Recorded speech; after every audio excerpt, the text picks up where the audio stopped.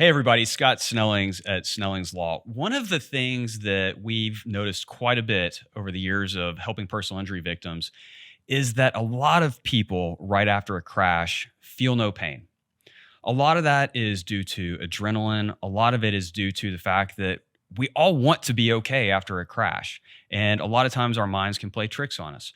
And so a lot of times we see people with very serious injuries that never get checked out at the emergency room or by their initial doctor. So, what we wanted to do today is bring in an expert in the field, if you will, Kelsey Salmon, a registered nurse and who recently retired from that gig and started doing her own medical records review company.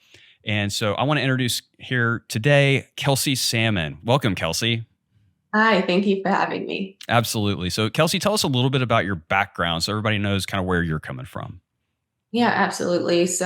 I've been an RN now for almost 10 years, which is crazy. I have no idea how it went by so fast.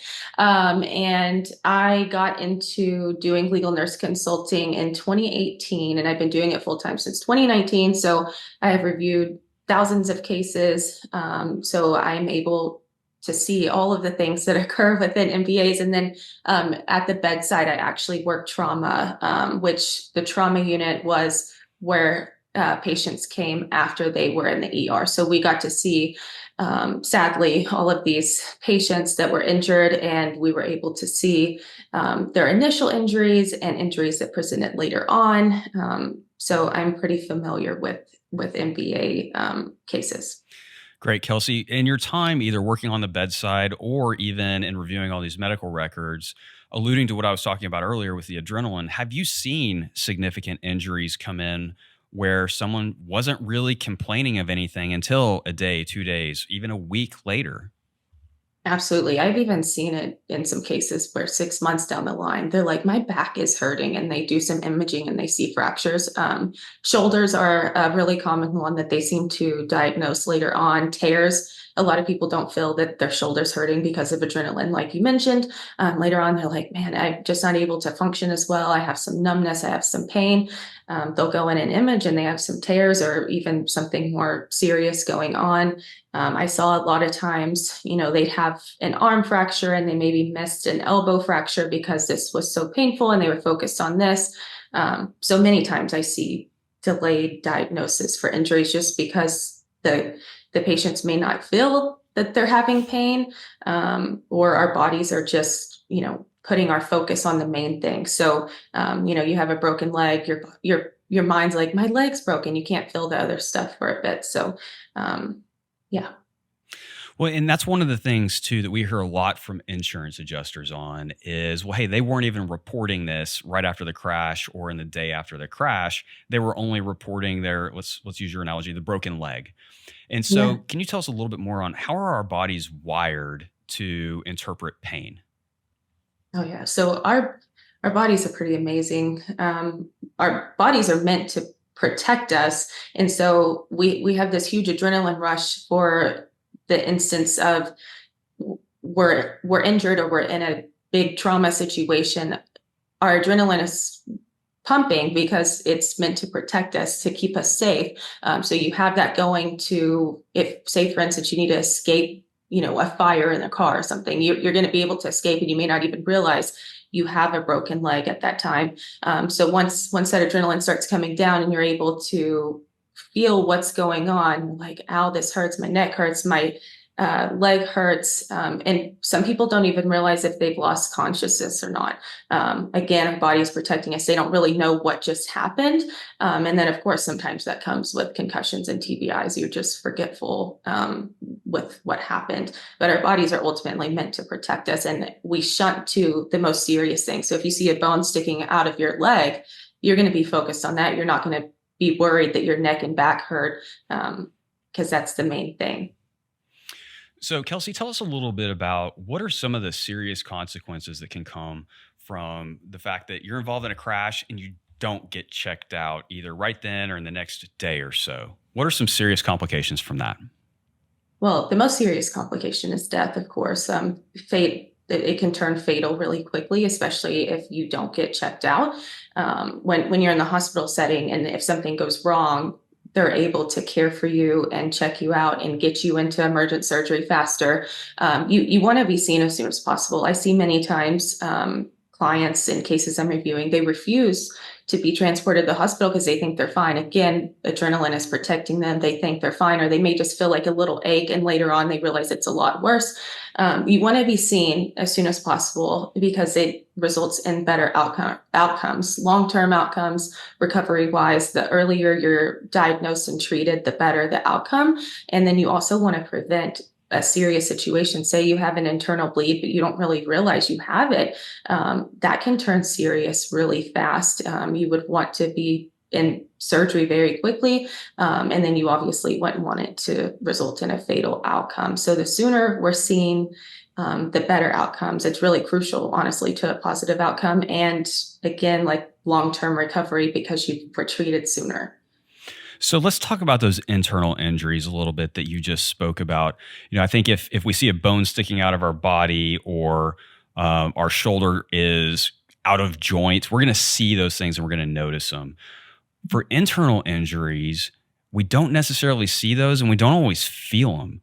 So let's go through a few of the different kind of types of internal injuries that you see in trauma situations and talk about how those can be identified and maybe even the consequences of not getting them checked out.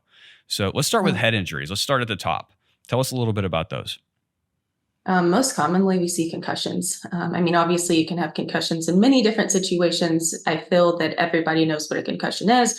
It's a traumatic brain injury, ultimately. And sadly, they can come with many consequences. People end up with concussion syndrome, and post-traumatic headaches that are really debilitating. And it can even go as bad as a brain bleed, a skull fracture, and you can end up in a coma. It can turn bad really fast. It just depends on the level of injury, and then long term, you can suffer sadly for years and years, or even the rest of your life. You can have vision issues, you can have balance issues, coordination, cognition, memory. The list goes on and on. I was working on a case recently where this client hasn't been able to get out of bed for the last 2 years because her head just hurt so bad from her concussion. And it's honestly really sad. And obviously brain injuries can turn very serious and fatal quickly. It seems like we always hear stories of someone hitting their head, whether it be, in sports, or they just fall and hit their head on something and everyone thinks they're fine. And then all of a sudden they're dead. And Exactly. that was a brain bleed that wasn't detected, or you have a skull fracture and there's swelling, or any of those kinds of things. So definitely important to get checked out. At the end of the day, it's always better to be safe than sorry, right? Oh, absolutely. I always say that. I have friends that message me questions like, I'm kind of having something weird going on. I'm like, just get checked out. You will not be sorry. It's not silly to go get checked out. It is your health. It's really important. Absolutely. Okay, what about organ injuries? Tell us about those. Yeah, so obviously we have all types of internal organs: liver, spleen, kidney, bowels, etc. You can end up with some contusions to your internal organs, which is a bruise, essentially. And a lot of times those are just monitored via labs, imaging sort of things in the hospital. More serious lacerations, which is a cut or a tear in those organs, which can obviously have serious consequences, major internal bleeding, depending on, but almost always they go to surgery unless they're really tiny. And again, they can lead to serious consequences. Liver and spleen injuries are really serious. You can bleed out very quickly with those. And you may not really think it's that big of a deal in the meantime, because again, you have a concussion or a broken arm. So it's really important to report, even if you have just the slightest discomfort, and they'll do some scans and imaging and diagnose that and get you treated as quickly as possible. And from the personal injury perspective, we see these a lot in the higher force crashes. And it Mhm. can be anything from, loading into your door, or the A or B pillar. The A pillar, is at the very front holding in your windshield. The B pillar is what your seatbelt is mounted onto. It can be loading into the console. Those things are rigid objects. And if you're hit from the side and loading into that console, that can create significant force in that abdominal cavity, as well as seatbelts, right? Seatbelts are usually immovable, or you're loading into those things. And while they're designed to go across your hips and across your chest and sternum to the stronger parts of your body, you're not always in the right position. Sometimes those things can rise above the hips and dig into your abdomen. We've seen, chest seat belts dig into different places as well, especially if they start breaking ribs and things like that. And so those are all incredibly scary injuries. So speaking of seatbelts, let's talk about the chest or lung injuries. We see chest and lung injuries all the time. Those were one of the most common injuries I saw whenever I got post-MVA patients on the floor. A lot of times they come up with chest tubes and stuff because they had pneumothorax, hemothorax. A pneumothorax is when air escapes into the chest cavity. You have a collapsed lung. A hemothorax is when blood gets into the chest cavity. And those are really serious. Most every time you require a chest tube to allow either the blood or the air to drain so that your lung can reinflate.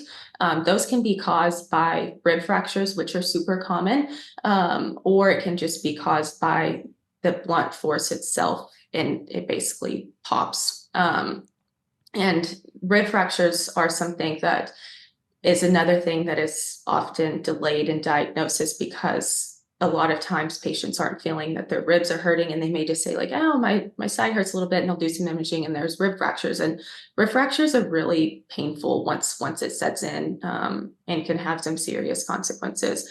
There's even something called a flail chest where 3+ ribs are broken. It actually like separates your rib cage like this. It's completely unlevel. And when those patients come in, it is a huge emergency. It can be very fatal, very fast. And when they're breathing, it's literally like a wave of breathing. And if you see a video of it, it's pretty terrifying. So it can, again, these can turn fatal very quickly.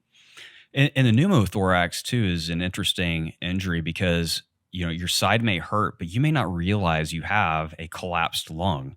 I've had Yeah. a friend who was out running one time and just wasn't feeling very good. And I don't remember exactly how he had injured himself, but ended Yeah. up having to call an ambulance, and they found out he had a collapsed lung. He was out running with a collapsed lung. So it's not necessarily something that is overly visible right off the bat.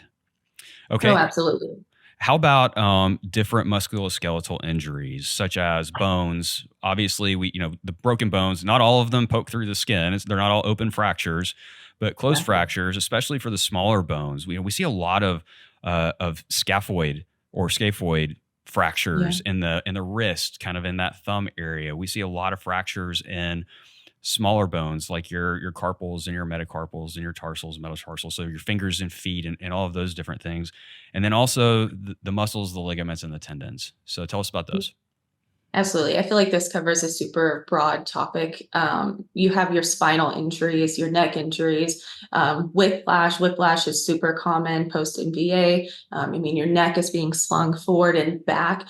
A lot of times that motion alone can cause a traumatic brain injury as well, because your brain is being shaken inside of your head.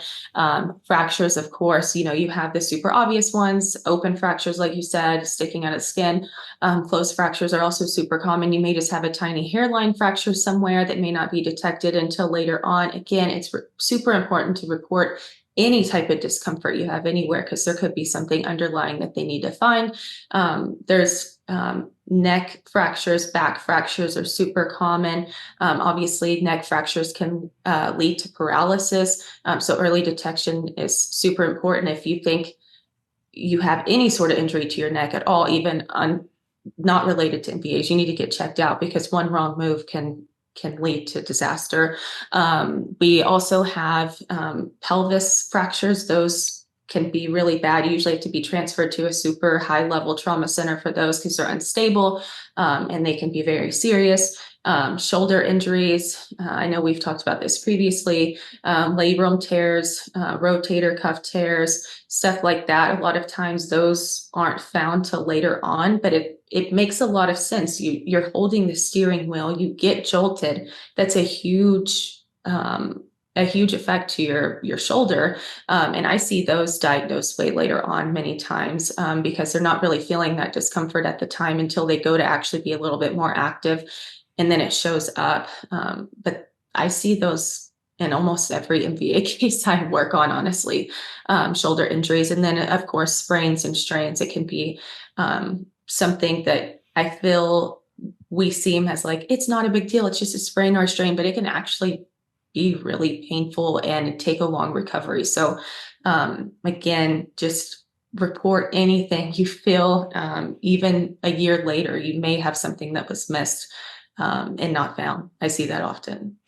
Yeah, because at the end of the day, the doctors or the treatment team in general can only diagnose and treat what they know is hurting.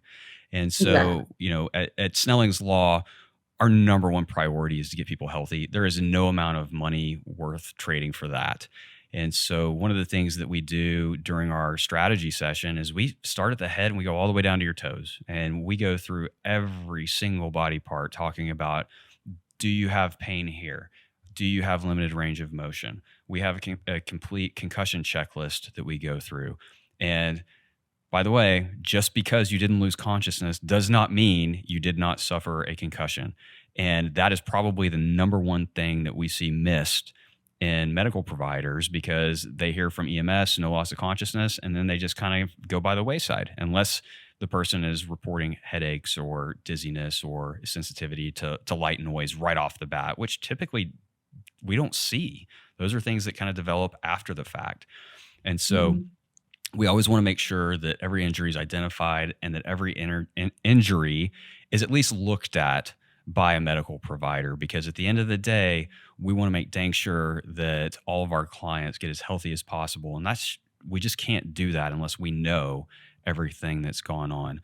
And so, Kelsey, thank you so much for your time today. We really appreciate it. Thanks for fleshing out those internal injuries for us and sharing some experience. Absolutely. And for anyone out there who has been involved in, whether it's some sort of a roadway accident, a premises case, any kind of injury, please go get checked out. And nothing is too silly to go have a health provider looked at. Thanks.